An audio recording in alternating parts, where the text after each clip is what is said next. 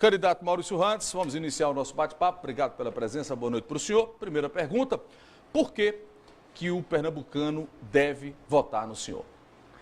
Porque eu venho a essa candidatura com uma trajetória de serviços prestados ao povo de Pernambuco, Aldo. Primeiro no movimento estudantil, depois participando das lutas sindicais, num tempo que ninguém queria advogar para sindicato, eu fiz uma opção para advogar para os sindicatos de trabalhadores. Participei ativamente também das lutas da sociedade civil com a OAB, fui vice-presidente da OAB e conselheiro federal. Depois tive experiência no Executivo como secretário de Assuntos Jurídicos da capital, no governo João Paulo. Depois meus 3 mandatos de deputado federal. A experiência que eu tive também no setor privado e agora no organismo internacional. Eu estava trabalhando na OEA, em programas de acesso a direitos para os segmentos desfavorecidos dos 35 países do continente. Então eu trabalhava com políticas de acesso a direitos para os afrodescendentes, para as pessoas com deficiência, para a comunidade LGBTI, para migrantes e refugiados, para idosos, para mulheres em situação de violência. Então eu venho com esta experiência, me colocando à disposição de uma reconstrução da política em Pernambuco. Eu penso, Aldo, que a política chegou ao fundo do poço. As pessoas estão desanimadas, estão desencantadas, estão descrentes. E eu estou atendendo um chamamento de pessoas que dizem, olha, se todo mundo que tem uma experiência, mas sabe renovar os métodos da política, se essas pessoas não participarem, a política nunca vai se renovar. Então eu estou vindo para me incorporar as pessoas que resistem e trabalham para a construção de uma boa política e venham com experiência e com uma folha de serviços prestados ao povo de Pernambuco. Vamos começar. Inácio, boa noite, Inácio. Obrigado pela presença. Boa noite, Aldo. Boa noite, Maurício. Boa noite, os colegas de bancada. Bom, eu vou começar logo com a pergunta que está quicando, para que a gente possa matar o assunto e correr para as questões de governo e de política. Quando saiu o meu nome, que eu estava na bancada de hoje, eu recebi 8, 9, 10 mensagens de WhatsApp, tal, dizendo, pergunte a Maurício Randes aquilo. Aquilo é a situação do Diário de Pernambuco, dos demitidos do Diário de Pernambuco. Mas, para não parecer uma pergunta corporativista, na verdade eu quero tentar matar uma curiosidade. Por que diabos os irmãos Randes entraram na barca furada que é o Diário de Pernambuco? Com todo o respeito. As pessoas... gente que é filiada ao PSB, ao PCdoB, diz que aconteceu o seguinte, o PSB em algum momento lá em 2014 e 2015 convenceu Maurício e Alexandre que era um grande negócio o Diário de Pernambuco e prometeram verbas publicitárias, que o governo ia chegar junto tal, ia salvar o Diário. E os irmãos Randes entraram. O tempo passou, a crise apertou, os irmãos Randes ficaram pendurados no pincel e cada um do PSB foi cuidar de sua vida. Um foi eleger o filho, o outro foi se eleger, outro foi montar a chapa e os Randes ficaram abandonados. Quanto há de fantasia nessa história e quanto há de verdade? Essa história eu podia simplesmente dizer, olha, eu sou acionista minoritário e estou afastado há 2 anos da gestão. Mas isso não seria uma resposta, né? Eu faço campanha e fiz política a vida toda dizendo a verdade. Então, a verdade é que, primeiro, vocês precisavam conhecer quem é o nosso pai, Raimundo Randes Barros. Um homem que nasceu em Camusim, um homem self-made man, vendeu na feira, veio para cá para o Recife, estudou, se formou em engenharia, fez movimento estudantil, foi presidente do diretório e dedicou a vida dele a levar água aos nordestinos. E nunca teve vida fácil, sempre gostou de desafio. Então, Alexandre e eu fomos criados com uma mentalidade muito diferente da classe média típica. Ele era motorista de carro-pipa? Não, ele era engenheiro sanitário. Foi diretor da SUDEM, foi presidente da Companhia de Águas. É um homem que dedicou toda a sua vida profissional, era um homem inteligentíssimo e sempre dedicado a colocar água na torneira das pessoas. Uma vez eu reclamando de mamãe, quando papai foi ser presidente da Companhia de Águas lá em Natal, eu reclamei porque ele não estava chegando com meus tios, que chegavam 6 horas da tarde. E eu disse, papai, mamãe vem aí, saiu do Recife, estamos todos aqui, era no Rio Grande do Norte. E você não está chegando tão cedo, está chegando 9 horas. Ele me deu uma lição maravilhosa. Ele disse, olha, Maurício, você já nasceu filho de classe média com água na torneira. Depois, ninguém realiza as coisas se tiver aquela horinha para começar o trabalho, para terminar. Muitas vezes eu tomo decisões a partir de uma reunião que se estende, a partir de uma solenidade em que eu encontrei uma pessoa que deu uma dica, deu uma solução. Então eu vim aqui, foi para botar água na torneira do povo que nunca teve água. E eu, com 15 anos, eu andava com ele no Rio Grande do Norte todo, inaugurando. E aí aquele senador Zé Agripino, quando ele me encontrou lá no Congresso Nacional, ele disse: Maurício, esse seu Randes é de Raimundo Randes?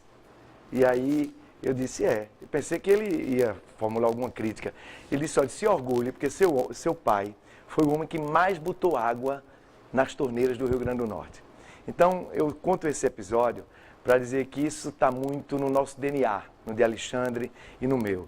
Nada para a gente é fácil. Tudo é com luta. Alexandre Randes, meu irmão.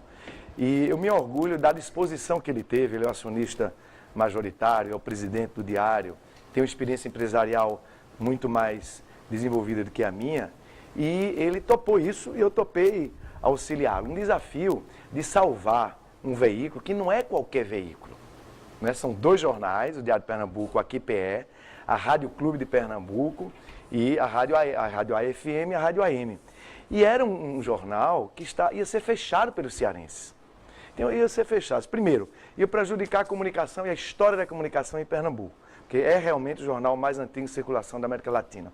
Segundo, ia deixar uma legião de profissionais sem mercado. Se paga, e aí a candidato. empresa, assim, a rádio, ela é superavitária, mas o jornal agora é que Alexandre está conseguindo equilibrar. Então dá prejuízo. É, dá prejuízo. Então, Então ele está foi... já equilibrando. Aí, veja a disposição. Mas foi um erro tático, então, adquirir a empresa? Não, o cálculo não foi de chegar e assumir um controle acionário de uma empresa lucrativa para ficar rico. Não foi isso. Foi o perceber a importância de comunicação e a necessidade que alguém aqui em Pernambuco evitasse o que os cearenses queriam fazer, que era fechar o Diário de Pernambuco. Isso é uma tragédia. Esse grupo Papo e Vida, eles iam fechar o Diário de Pernambuco. Então, eu acho que Pernambuco deveria aplaudir Alexandre pela disposição, pela capacidade de enfrentar os desafios. Isso nós aprendemos com Raimundo Randes Barros. O jornal tem ajudado o senhor, não tem? Nota-se claramente que tem mais destaque para Maurício Randes, aparece mais eu acho diferente assim, o Jornal do Comércio... O espaço é maior, aparece na primeira... Eu acho assim, eu acho que a Folha de Pernambuco está cobrindo equilibradamente, o Diário de Pernambuco está cobrindo equilibradamente, e o Jornal do Comércio omite, esconde. Parece que só tem 2 candidatos. O Jornal do Comércio omite o senhor? Não sai nada. Por exemplo, no dia da Federação das Indústrias, eu fiz uma palestra lá que foi a mais elogiada. A apresentação que eu fiz na Federação das Indústrias. Você acha que o jornal está contra o senhor? No outro dia, o Jornal do Comércio não botou nada. O Jornal do Comércio embarcou numa linha editorial de achar que a eleição está decidida por uma polarização. E não é verdade. Vocês são inteligentes, são jornalistas, entendem, sabem que essa eleição está aberta. É a eleição mais distinta de todas da história então, nesse caso, não tem privilégio para o senhor. Não, o Diário não tem privilégio. O Diário de Pernambuco está mantendo a tradição de uma linha correta, de cobrir todas as candidaturas. Mas a gente nota assim, sabe, Randes? Quando abre o jornal, a primeira foto é a sua. Nem e a gente sabe que subliminarmente isso é muito interessante para quem lê o jornal. Não, mas não corresponde. As barras são maiores para você, eu digo algumas edições que eu tive a oportunidade de ver, eu não sei se... Não, verifique todos os dias, você vê. Essa história... É rotativo. O Diário de Pernambuco está fazendo, eu estou acompanhando os 3 jornais. Então o senhor acha que o jornal do Diário de Pernambuco está fazendo o que os outros não estão fazendo? Eu acho que estão sérias, equilibradas, estão sendo as coberturas do Diário de Pernambuco e da Folha de Pernambuco. Acho que a do Jornal do Comércio está refletindo uma falsa polarização. Como se essa eleição tivesse só 2 candidatos. Isso não é democrático. Mas então estão tratando o senhor como dono de jornal. Eu acho que pode ter isso, né? Pode ser isso, por fato de eu ser acionista. Mas eu sou acionista do Diário de Pernambuco, sou acionista de outras empresas também. E essa história que eu contei, ela tem algum fundo de verdade? Porque no começo, nos primeiros meses, mais do que meses, assim, as páginas do Diário eram de um chapa-branquismo constrangedor em relação ao governo de Pernambuco. Essa história, ela tem algum fundo de verdade ou ela é totalmente fantasiosa? Não. Eu diria assim que todos os veículos impressos no Brasil todo, eu vim agora de passar um ano nos Estados Unidos e vi o Washington Post, visitei a redação do Washington Post, conversei com o pessoal do San Francisco Chronicle. Então, conversei com a imprensa, alguns dos grandes jornalistas americanos, como Michael Barone, que é autor de grandes livros sobre jornalismo. Eu conversei muito com esse povo nos Estados Unidos para entender como é que eles estão fazendo sobreviver os grandes jornais. Porque diante também de fake news, ou a sociedade se conscientiza que a informação é algo estratégico para o desenvolvimento institucional e para a democracia, e a informação ela é séria quando você tem por detrás veículos com esta seriedade, com essa história. Então o povo americano hoje tem clareza de que é importante para a democracia americana a manutenção dos grandes jornais. E para isso a informação tem um custo. Você chega na redação do Washington Post, é uma multidão de jornalistas. E para isso as pessoas estão dispostas a pagar. Eu vi, por exemplo, de um cidadão em São Francisco, ele dizer, não, eu não vou querer ficar recebendo informação apenas possível fake news na internet ou dos jornais do leste americano. Eu quero receber informações do jornal sério daqui de São Francisco. Deixa eu Inácio concluir, para poder passar para a Sérgio, para tentar rodar, para todos rodarem. Mas só para concluir isso, então, a sociedade vai precisar perceber que o jornal produz informação séria, testada, que não é fake news, e que isso tem um custo, e que a sociedade precisa arcar com esse custo. Mas a realidade hoje no Brasil é que todos os jornais do Brasil precisam muito da publicidade oficial, de Estado, União e municípios. E uma das coisas que colocou em dificuldade é que, diante do aperto fiscal de Estado, município e União, todos eles diminuíram as verbas para todos os jornais. Então, todos os jornais estão em dificuldade. Então, só para fechar, já que coube para a concluir mim, que eu tenho que o papel de que estudou nesse tema aqui, por acaso, aí eu tenho uma curiosidade pessoal em relação a Maurício Randes, advogado trabalhista, inclusive do sindicato jornalista, do sindicato, acho que dos bancários também, eletricitários e tal.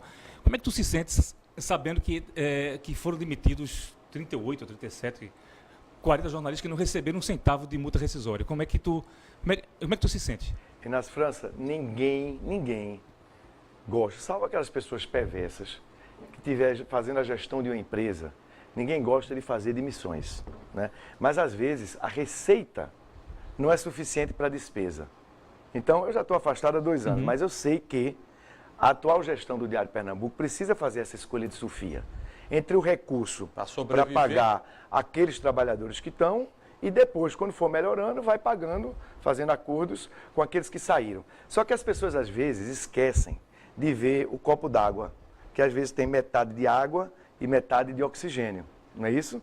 E aí, por exemplo, uma pessoa que saiu mês passado, ela ia sair há 3 anos, graças à disposição do meu irmão, que colocou dinheiro da poupança, até a poupança da nossa mãe, foi colocada para pagar a folha do jornalista do Diário de Pernambuco. Então, eu quero dizer, Aldo, eu tenho orgulho pela disposição do meu irmão, pelo altruísmo de pegar recursos próprios, como eu também peguei recursos próprios, para pagar a folha dos trabalhadores do Diário. Mantendo, a grande maioria, nós conseguimos manter, o Diário, mesmo depois que eu saí, o Diário de Pernambuco conseguiu manter durante 3 anos. Pessoas que iam perder o emprego 3 anos antes por decisão do Apvida. Porque pelo visto aí, mas foi um assunto importante. Mas pelo visto, tem gente que fica usando isso para fazer intriga política. Mas não é o caso para a gente encerrar esse assunto, ou talvez voltar, pelo visto não foi um bom negócio comprar o Diário. Não, mas foi Vocês perderam dinheiro. Sem dúvida. O grupo perdeu dinheiro. Não, e continua perdendo, sem dúvida. E por que continua? Não é melhor Porque vender, tem compromisso com a sociedade, tem compromisso com a comunicação de Pernambuco. Okay. Não é um jornal de 192 anos, você não joga fora, assim da noite para o dia, não. É um compromisso pernambucano, que isso aí devia ser reconhecido. Que o Apvida não teve, porque ia fechar. Desculpa, para a gente esclarecer, o Apvida, o Apvida é o grupo que era o grupo de saúde, Opinião, que era acionista, controlador do Diário, ia fechar e ia colocar todo mundo no olho da rua. Vamos para Sérgio Montenegro, para a gente, o tempo está passando. Boa noite, candidato. Boa noite, os amigos da bancada aqui. Queria voltar um pouquinho no passado e entrar na questão política. Nós temos aqui na história, em 2012, uma prévia do PT que a gente sabe que terminou de uma forma muito tumultuada. O prefeito João da Costa disputava a indicação para uma nova candidatura, o senhor disputava com ele lá e houve aquele tumulto todo, a intervenção nacional, do diretório nacional do PT, que terminou resultando na candidatura de Humberto Costa e os 2 afastados. O senhor, depois disso, renunciou ao mandato, deixou o partido, se disse desiludido com a política. Depois de tudo isso, começou-se a se falar numa espécie de intervenção branca do então governador Eduardo Campos nessa questão aí, talvez tivesse se movido para beneficiar o candidato dele, que era Geraldo Júlio, a quem o senhor declarou apoio logo depois que saiu do PT. O que é que há de novo, para seguir o que Inácio falou, o que é que há de fantasia e de realidade nessa história do envolvimento de Eduardo Campos nessa questão e, depois disso, da sua filiação ao PSB? Sérgio, você verificou que o que as cúpulas do PSB e do PT fizeram agora com Marília Sim. foi algo análogo ao que a cúpula do PT fez naquela eleição de 2012? Sim. Ou seja, eu não tinha ali, eu era deputado federal, tinha participado da articulação Terceiro PT mandato eleito, já no terceiro mandato, tinha sido líder da bancada do PT na Câmara, do presidente Lula, tinha sido presidente da CCJ, tinha eleito o presidente Marco Maia, tinha participado do núcleo da coordenação e fui chamado para ser secretário de governo aqui em Pernambuco para trazer investimentos para o Estado. Então, a pernambucanidade ali de novo falou mais alto. E aí, quando chegou em 2012, não fui eu que fui pedir para ser candidato a prefeito na prévia. Foi Humberto Costa, a direção do partido, que vieram me pedir para disputar com o João da Costa a prévia, porque todo mundo sabia que o João da Costa tinha feito uma péssima administração e que não seria reeleito. E aquilo Era um aí ficou sujeito que não tinha parecendo. moral, Senhor. E depois ficou parecendo uma É armadilha. isso que eu vou contar, deixa eu terminar. Aí o que é que aconteceu? Aí eles me chamaram para disputar. Quando eu comecei a disputa, quando eu entro na disputa, eu entro para valer. Então, fui lá dialogar com a Associação de Moradores, com a militância, com os sindicatos, com as entidades. Eu reconectei a militância. Uma parte da militância que já estava desenganada com a política, já em 2012. Eu reconectei. Aí, ó, sinal amarelo, o receio, porque ali eu iria ganhar de João da Costa. A gente estava com mais base, se não fosse algumas trelas que foram feitas naquele processo. Para resumir, e a gente ir para outras questões, o que é que aconteceu ali? O velho truque. Fabricaram a dificuldade, que foi colocar a minha candidatura, e eu estava reconectando a militância, para depois vender a facilidade, que aí Humberto achava que ia ser o Técios. Ficou em terceiro ou foi quarto lugar, não é Terceiro. isso? Então ali, naquele período, em seguida eu saí do partido, tomei uma decisão que era para dar um exemplo, não um discurso na tribuna que eu poderia fazer. Fazia um discurso, saía do partido, criticava todo mundo e ficava lá agarrado no osso, como muita gente aí faz. E eu quis dar um testemunho na prática. Minha família, meus amigos sabem o que eu sofri ao renunciar ao mandato. Quando eu decidi que não podia ficar num partido que tratava a militância desse jeito, porque eu era um representante da militância, tinha um mandato de deputado federal, mas sempre fui militante. Ora, se uma cúpula partidária, um cartório burocrático, trata a sua militância daquele jeito, aquele partido não era digno de que eu continuasse. Tomei essa decisão. Depois eu disse, mas não vou ficar no mandato. Aí renunciei ao mandato para dar um testemunho à juventude que alguém que é da política, que eu sou da política, acredito na política, mas não aceito o vale tudo. Esse vale tudo que você está vendo aí, que a cúpula do PSB se juntou com a cúpula do PT, tirou a candidatura de Marília Arraes para não dar o tempo de televisão a Ciro Gomes. Isso é um horror, Sérgio. Isso é uma manobra de cartório, um casamento de conveniência eleitoreira, que foi feito aqui em torno da candidatura de Paulo, retirando a candidatura de Marília, para não dar o tempo a Ciro. Isso é a velha manobra da velha política, tentar juntar água e óleo, que a militância do PT, vou concluir, a militância do PT e a militância do PSB, elas se odeiam, não se comunicam, isso é interesse eleitoreiro, casamento de conveniência. E passaram a campanha todinha até agora, dizendo que o candidato era Lula, quando ele sabia que o candidato não era Lula. Deixa eu pedir mentindo para a população. Deixa eu pedir permissão para o senhor, para os colegas. Eu tenho que ir a um rápido intervalo.